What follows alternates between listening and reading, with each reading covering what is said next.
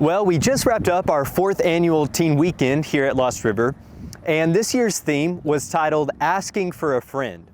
And what I'd like to ask you is if you could use just one word to describe the most ideal friend, what would that word be? Loyal, trustworthy, fun, sincere, compassionate? What would that word be for you? Now, to some extent, I think this imagining the perfect friend actually starts when we're pretty young, right? We even talk about having an imaginary friend. But I think even when we're older, we still imagine what that ideal friend would be like. We say things about our friends like, well, they should have been more thoughtful, or they should have known that I needed them, or they should have handled that situation differently. And what we're really doing in all of those instances is comparing our friends to an imaginary ideal of what a friend ought to be like.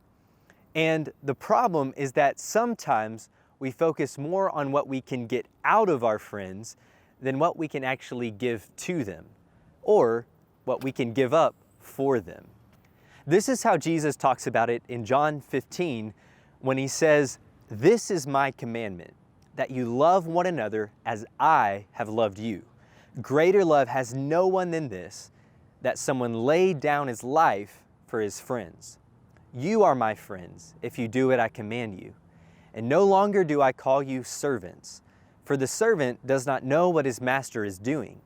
But I have called you friends. For all that I have heard from my Father, I have made known to you. You did not choose me, but I chose you and appointed you that you should go and bear fruit, and that your fruit should abide, so that whatever you ask the Father in my name, he may give it to you. And these things I command you, so that you will love one another." See, Jesus is so much more than some imaginary friend. He's the ideal friend who took on flesh and lived among us. And we didn't have to win over his friendship. It says he chose us. And we didn't have to force him to open up and be vulnerable. It says he revealed everything to us. And we didn't have to guess how far he would go for us, because he went all the way to the cross. And even as he's ascended to the throne, he doesn't call us servants.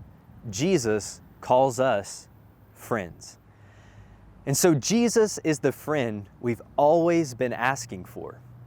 And all he asks of you is this: love one another just as I have loved you. Don't make people win over your friendship. Don't be a closed book and not show vulnerability and trust.